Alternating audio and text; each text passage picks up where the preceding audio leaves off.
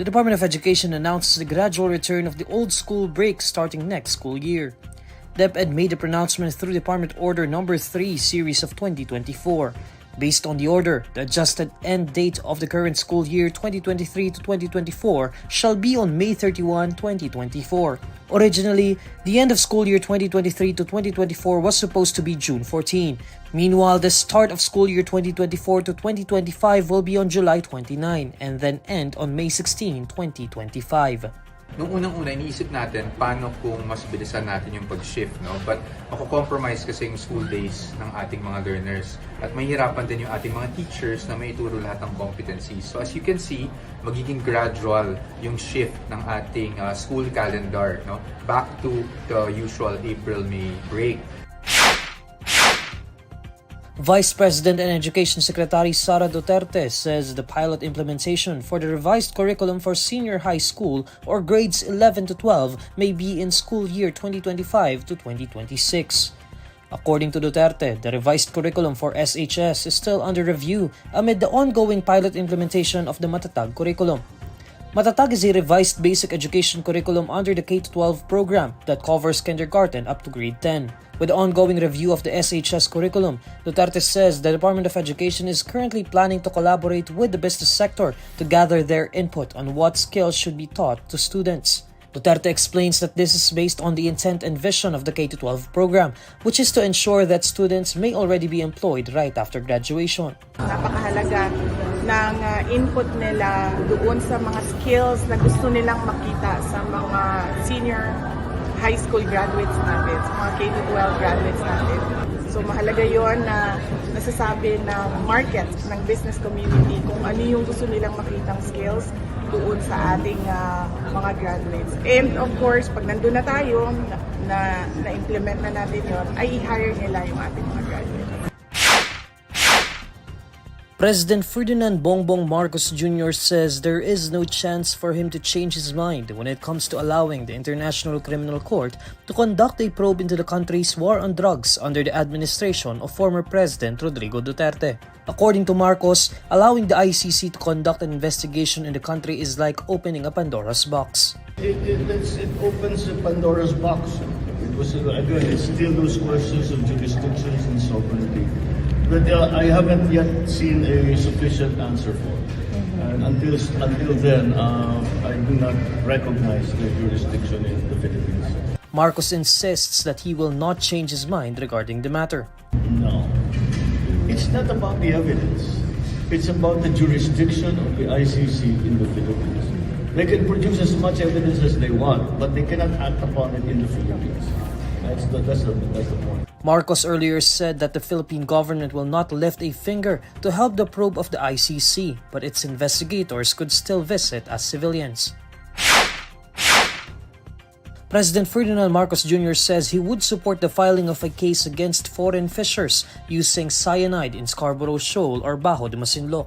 The Bureau of Fisheries and Aquatic Resources earlier reported the use of cyanide by foreign fishermen such as Chinese and Vietnamese, which led to Bajo de Masinloc's degradation. Marcos says if there is enough ground to file a case against the foreign fishers, he will support it. I do know that there are cases of cyanide fishing before, even here in the Philippines. But I think that the reason that it has become more alarming is that it has become more prevalent. The National Security Council has since announced that it will investigate the matter as it instructed the BIFAR to complete its report with the necessary evidence. The Department of Justice and the Office of the Solicitor General are also currently working on strengthening a case of environmental degradation against China. President Ferdinand Marcos Jr. wants the amendments to the 1987 Constitution done without any fuss. The Senate and the House of Representatives have been clashing over how charter change will be carried out. Marcos says he has been speaking to the Senate and the House of Representatives for months regarding economic revisions to the Constitution. Sabi na kailangan kung pumasok, matagal na ako nagkikipag-usap sa pagkabila.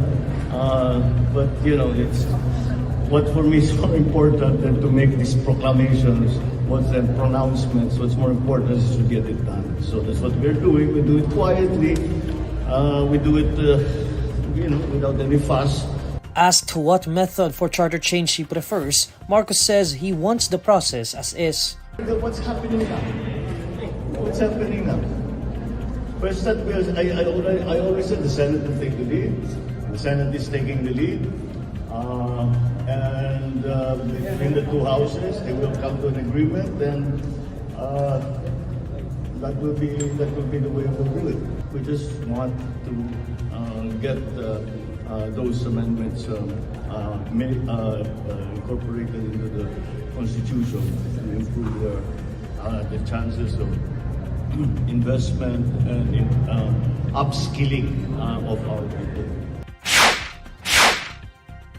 Moro Islamic Liberation Front commanders are allegedly getting a 50% cut from the 100,000 peso cash grant given to rebel returnees. Former MILF fighters made this revelation when they personally met with Senator Jinggoy Estrada on Tuesday to complain against their commanders. According to Estrada, Presidential Peace Advisor Carlito Galvez Jr. was also present in the meeting. Ang naging problema po nito ay itong mga MILF rebel returnees ay nabigyan na po ng 100,000 na pinangako po ng gobyerno. Ngunit, nung pagbigay sa kanila ng 100,000, yung kanilang mga commander ay kinuha po yung kalahati. And that is that is one of their concerns, no? And if we have 26,000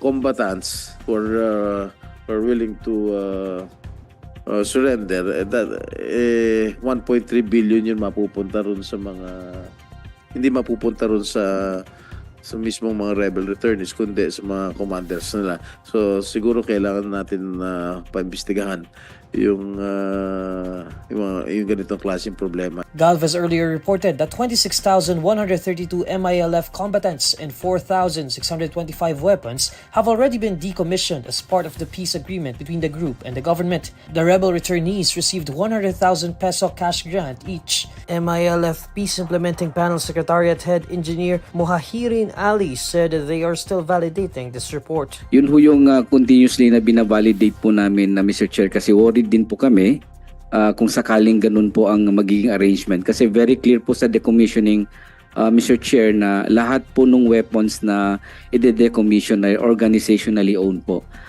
na i-decommission from MILF. So, hindi po pwedeng pakikialaman po ng mga commanders yung mga in-extend pong intervention, especially yung cash. So, we will be very happy po, Mr. Chair, kung ma-provide po kami ng detalye regarding this concern, dahil definitely the leadership of the MILF will not tolerate po yung mga ganong practice, at masasubject po sa disciplinary action yung mga commanders na ganun po yung ginagawa. According to Estrada, the government might end up paying for the MILF's weapons if indeed half of the cash grants intended for the rebel returnees are going to the pockets of their commanders. President Ferdinand Marcos Jr. instructs the Department of Social Welfare and Development to ensure that the value of government aid does not diminish amid inflation. DSWD Secretary Rex Gatchalian says the president wants to study how to best adjust cash grant aids like the Pantawid Pamilyang Pilipino program. Isa sa mga inatasan niyang pag-aralan namin is paano wag mag-diminish or mabawasan yung halaga ng mga financial assistance or grants na ibinibigay natin sa ating mahihirap na kababayan. Gatchalian says that while the economic team is working to alleviate inflation, it is important to protect the value of the peso for the grants of programs that provide social protection. We were tasked to work with PSA and NEDA to find the best index to use to make sure na ang tulong pinansyal, whether the 4-piece grants or I guess all other social protection that we do, make sure namin na hindi siya napag-iiwanan kung nagkaroon ng spikes like inflation.